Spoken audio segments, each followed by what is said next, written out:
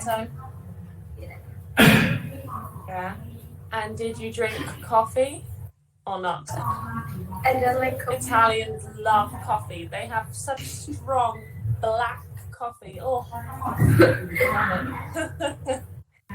that's so cool. So, apart from it, have you been anywhere else or just Italy? Just Italy.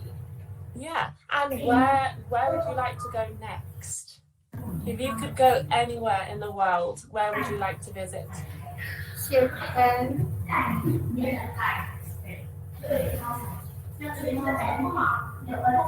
Or London. Or London, yes. Well, I'm from England, and London is the capital of England. So would you like to go to the UK? Would you like to go to England? Yeah. What would you like to see in London? What famous attraction are you most interested to see?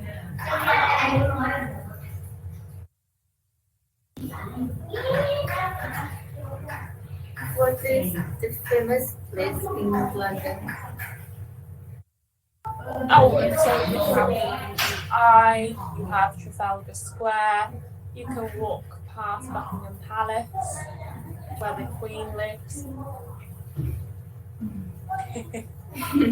You can go on a double-decker a red bus that has 2 levels. They are very famous in London. Unfortunately, we don't have good pizza in England, though. You have to eat fish and chips. Okay, and what do you think is the best way to travel? What's the best way to travel? Bus or a car? By a car? Even if you want to get to England?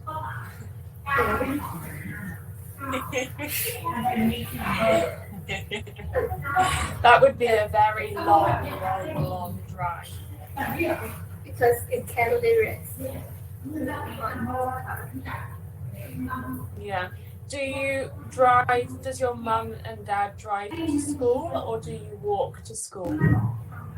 My mom and dad Drive you. Well, that's good. If it's raining, it's much better. Okay, and if you were going on a long trip, who would you prefer to go with? my family Yeah, and my friend. your friends and family. Do you have one friend in particular who you'd like to go traveling with? Yes. Yeah. What is his name? Freshie. Yeah. And you would both like to go traveling together one day? Yes. That would be fun. And what are some of the benefits of traveling? What are some of the benefits? You can learn more about the place that you haven't been before. Yeah, definitely. You can learn about the culture. Because one day I would like to go to Thailand and see about your culture and travel all around. If I come to Thailand, what's the first thing I should see? What's the first attraction or landmark I should see? And that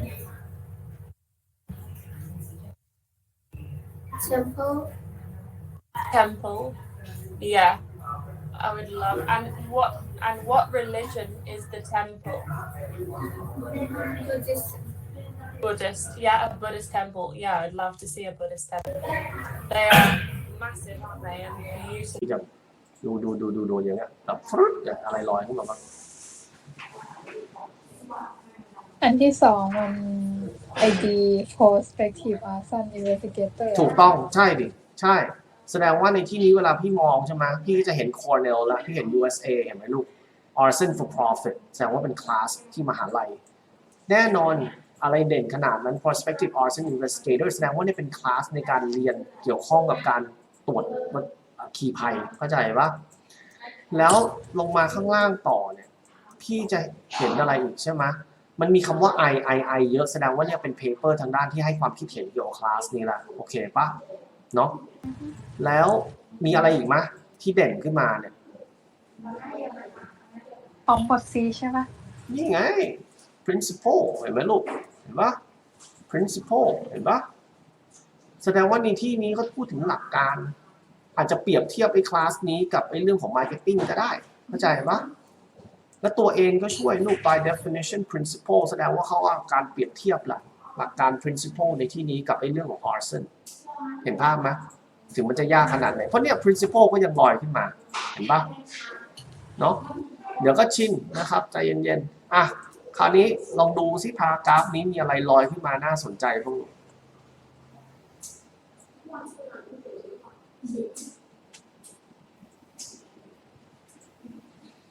compose เหรอได้ใช่ purpose ถูกต้องแสดงว่า purpose ในที่นี้มันคือ marketing หรือมันคืออะไรแสดงว่ามันมีการถามตอบเนาะและสุดท้ายจบด้วยอะไรลูก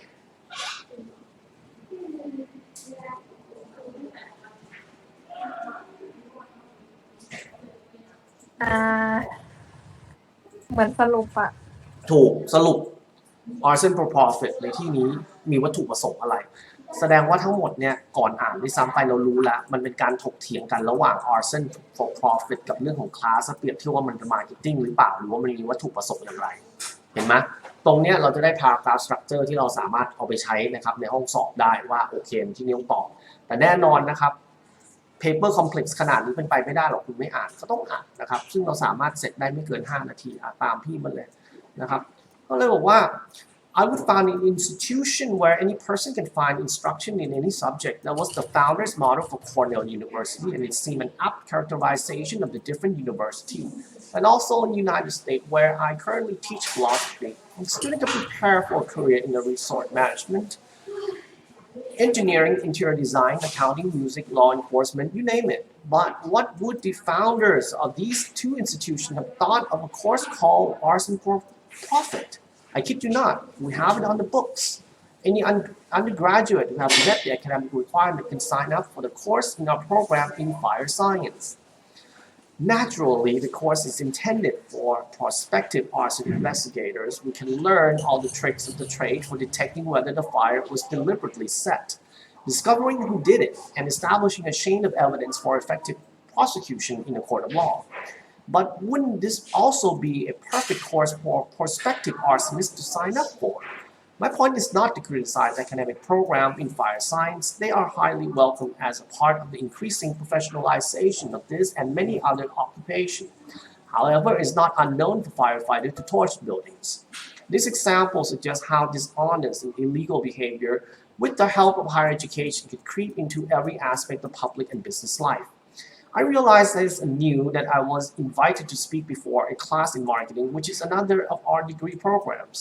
The regular instructors and the colleagues who appreciates the kind of ethical perspective I can bring as a philosopher. There are endless ways I could have approached this assignment, but I took my cue from the title of the course Principle Marketing.Make me think to ask the student, is marketing principle? After all, the subject matter can have principles in the sense of being codified, having rules, as with football or chess, without being principle in the sense of being ethical. Many of the students immediately assumed that the answer to my question about marketing principle was obviously no. Just look at the ways which everything under the sun has been marketed. Obviously, it need not be done in principle, ethical fashion. Is that obvious? I make the suggestion.Which may sound downright crazy in the light of the evidence, and perhaps marketing is by definition principles. My inspiration for this judgment is the philosopher Immanuel Kant, who argued that any body of knowledge consists of end or purpose and a means. Let us apply both the term means and end to marketing.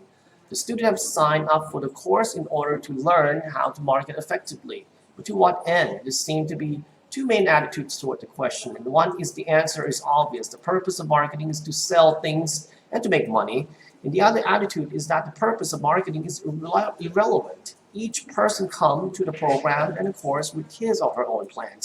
And this did not even concern the acquisition of marketing expertise as such. My proposal, which I believe would also be Kent's, is that neither of these attitudes capture the significance of the end of the means for marketing. The field of knowledge or professional endeavor is defined by both the mean and the end. Hence, both deserve scrutiny. Student needs to study both how to achieve X and also what X is. It is this point that our profit becomes supremely relevant. The course is presumably all about means and how to detect and prosecute criminal activity. It is therefore assumed that the end is good in an ethical sense, but when I ask the fire science student to articulate the end or purpose of their field, they eventually generalize to something like the safety and welfare society, which seems right, and we have seen someone could use the very same knowledge of means to achieve a much less noble end, such as personal profit via destructive, dangerous, reckless activity. But we would not call that firefighting.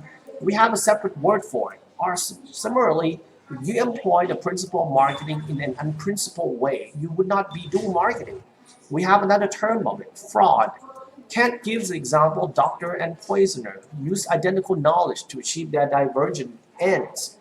We would say that one is practicing medicine, the other murder.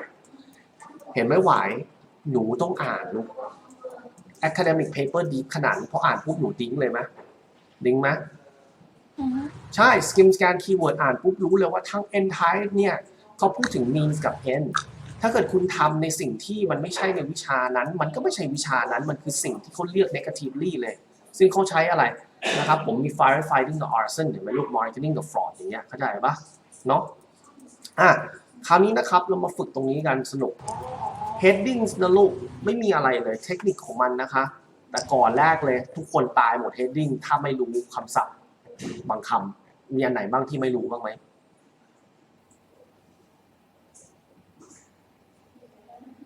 รู้หมดเทคนิคนะลูกไม่ยากเลยนะครับผม heading เนี่ยมันจะเกินมานะครับผมเนี่ยหนูดูดิเห็นไหมมี6นะครับมันจะให้มา8เก็ทป่ะนะครับในที่เนี้ยมันจะเกินมา2ทุกครั้งเราแค่ตัดอะไรเนี่ยที่เขาเรียกว่ามันมีคำศัพท์ว่ามันเนียนมาเข้าใจไหมลูกเนียนมาในที่นี้ก็คือมีทุกอย่างหมดเลยแต่ไม่เกี่ยวข้องกับที่เราอ่านเราดูได้เลยครับส่วนหนึ่งอย่างเช่นมาดูนะลูก